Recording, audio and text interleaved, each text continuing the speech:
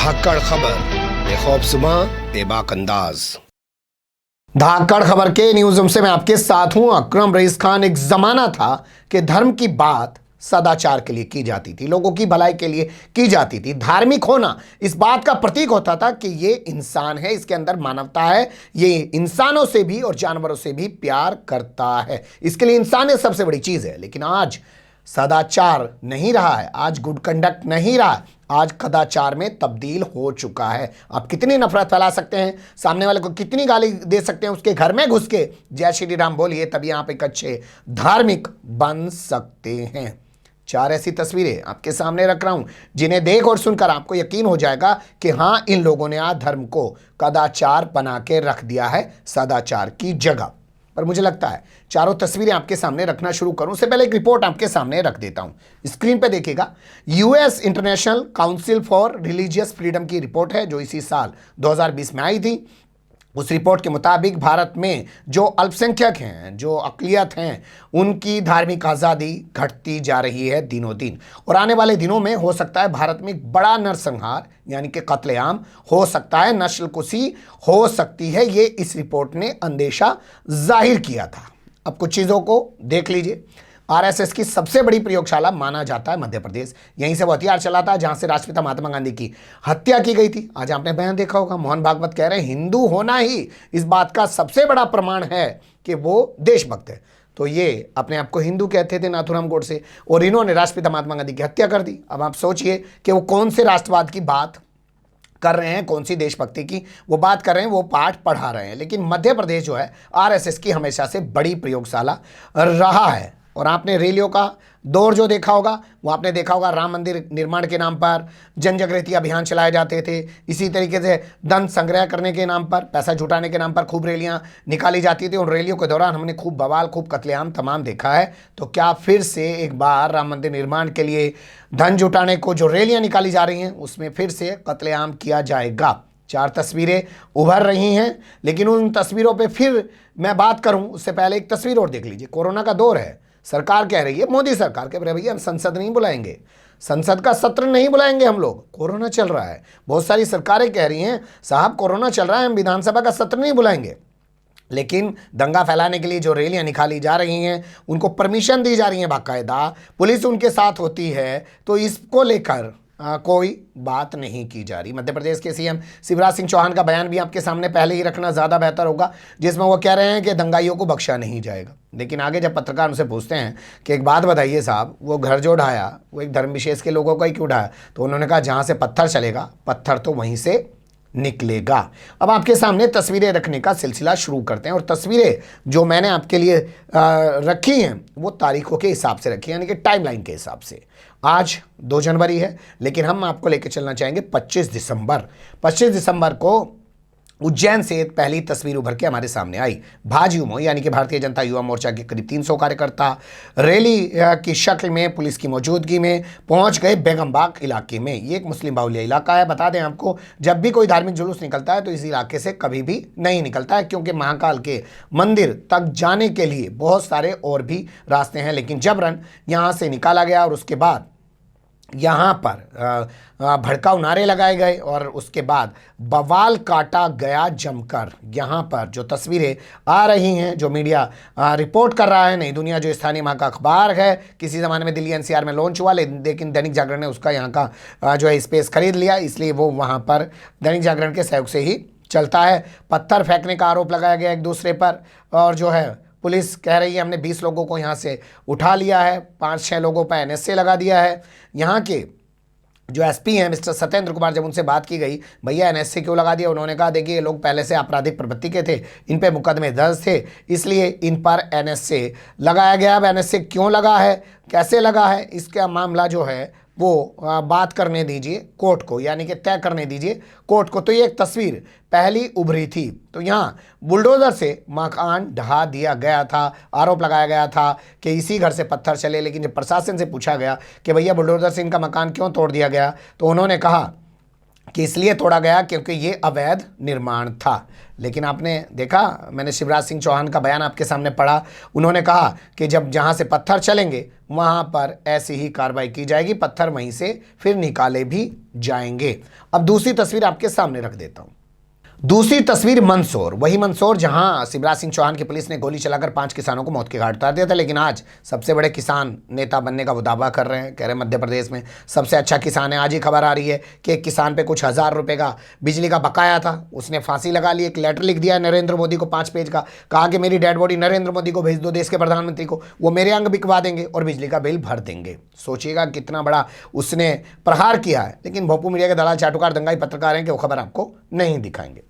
राम मंदिर निर्माण के लिए यहाँ पे भी रैली निकाली जा रही है। ये खबर 29 दिसंबर की है, वो 25 दिसंबर की उज्जैन में और ये मंदसौर में 29 दिसंबर की। धन संग्रह के नाम पर वीएचपी के कार्यकर्ता की एक बाइक रैली निकल रही है और एक जो उनका काफिला है वो मुस्लिम बाहुल्य गांव में पहुंच जाता है। गांव का नाम दोराना बताया जा रहा है और उसी दौरान वहां पे भड़काऊ भाषण किया जाता है, नारेबाजी की जाती है, डीजे बजाया जाता है, गंदी गंदी फप्तियां की जाती हैं, गाली गलौज किया जाता है। बताया जाता है जो घरों के ऊपर आप देख सकते हैं, तस्वीरों में आपके सामने रख रहे हैं कि जो घरों के ऊपर झंडे लगाए जा रहे हैं, इस्लामी झंडा जो हरा झंडा होता है, अच्छी बात यह है कि उसको पाकिस्तानी झंडा नहीं कह रहे, कम से कम इस्लामी तो कह रहे हैं, उस झंडे को हटा दिया जाता है, भगवा झंडे लगा दिए जाते हैं।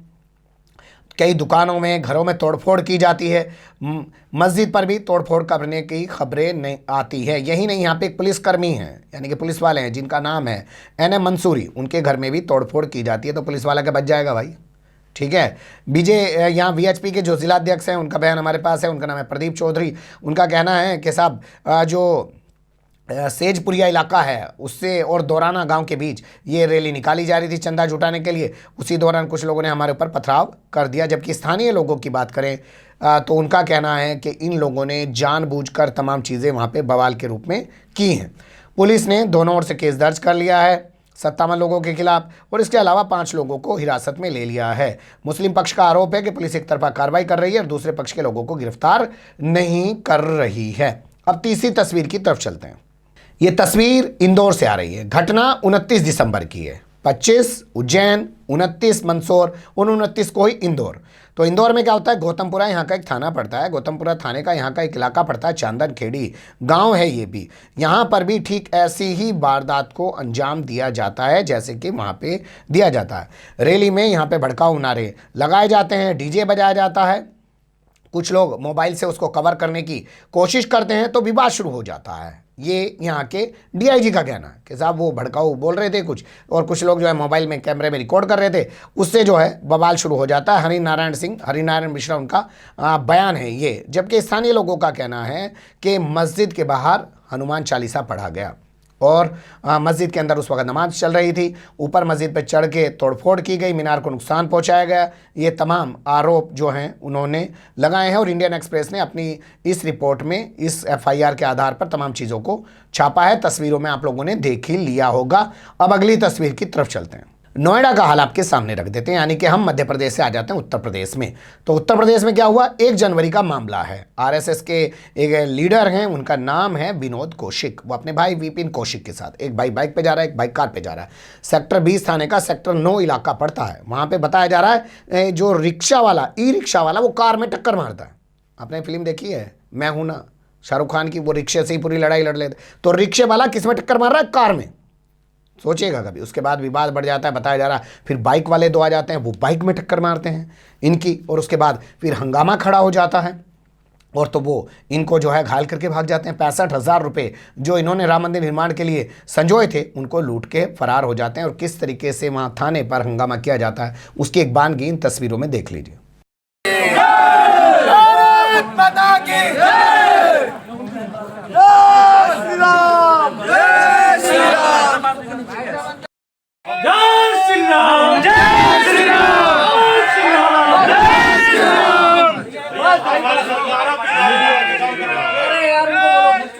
रिपोर्ट इस मामले में दर्ज कर ली गई है। 3 लोगों को इस मामले में गिरफ्तार कर लिया गया है और पुलिस मामले की आगे जांच कर रही है। लेकिन क्या जो अमेरिका से रिपोर्ट आई वो होता हुआ दिखाई दे रहा है 2024 से पहले। इस पूरे मामले को लेकर इंदौर के जो जिम्मेदार शहरी हैं वो जुटे और उन्होंने आईजी के समक्ष अपनी बात रखी। पहले आईजी के समक्ष वो जिस तरीके से अपनी बात रख रहे हैं वो सुन लीजिए, फिर आईजी का बयान आपको सुनाते हैं। रैलियाँ निकल रही है और उन स्थानों से निकल रही है, वहाँ तो हम सुरक्षा ज़्यादा दे सकते हैं। मस्जिदें हैं, वहाँ लोग मस्जिद पे भी चढ़ रहे हैं और जो कुछ हालात हो रहे हैं आपको मालूम है। उसके बाद जब कोई होता है तो कार्रवाई इस तरह से की जाती है कि जो बड़े लोग हैं, जो यहाँ के सांसद महोदय वगैरह, उन लोगों की तरफ से भी ऐसा होता है कि साहब ऐसी सख्त कार्रवाई की जाए। तो हम आपसे यही दरख्वास्त लेके आए कि हम किसके पास जाएंगे, ये बात लेके आप लोगों के पास आएंगे कि भाई शहर के अंदर इस तरह से अमन है, हमारे प्रदेश में इस तरह से अमन रहना चाहिए और जो कुछ हो तो कार्रवाई ऐसी होना चाहिए। ऐसा नहीं कि सब जरा से के अंदर एक तरफा कार्रवाई हो। हमें आवाम की तरफ से जो हम लोगों को बार बार यही कहा जाता है कि भाई एक तरफा कार्रवाई, हमने कहा हम आपकी बात पहुंचाएंगे।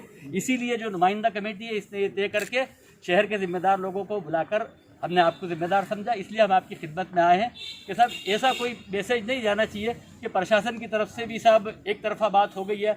जो लोग हैं उनको जिस तरह से पहले भी होता है कि जिन लोगों को चिन्हित किया जाता है, इस तरह से सबके वीडियो फुटेज होते हैं, उन लोगों के भी वीडियो फुटेज लेके जो जिम्मेदार हो उनके ऊपर कार्रवाई की जाए।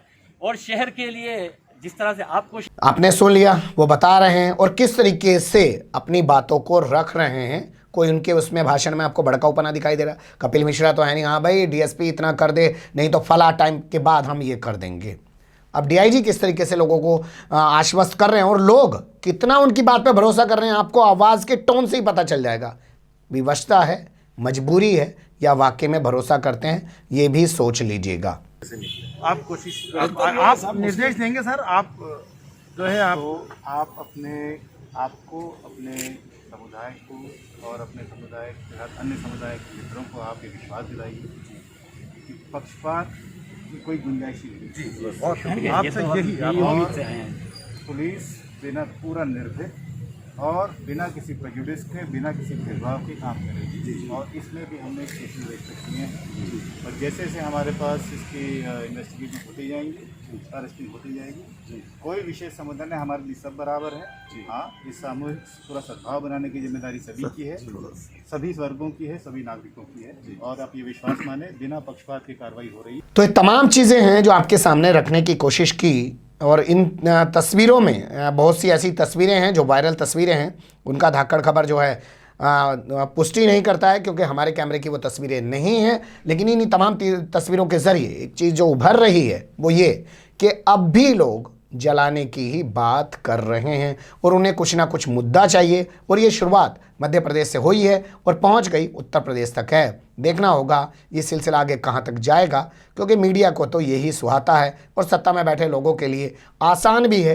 किसान आंदोलन चल रहा है, कहीं दंगा फसाद कुछ करा दीजिए तो किसान आंदोलन भी डिस्टर्ब होकर रह जाएगा। बने रहेगा धाकड़ खबर के साथ। फिलहाल कमेंट्स के रूप में आप लोग अपनी राय दे सकते हैं, खबर को लाइक कर सकते हैं, चैनल को सब्सक्राइब कर सकते हैं और ज़्यादा से ज़्यादा हमारी खबरों को शेयर कर सकते हैं। फिर ऐसे ही किसी सुलगते हुए या उलझते मुद्दे लेकर मैं आपके सामने हूँगा हाजिर। फिलहाल अभी मुझे दें इजाज़त।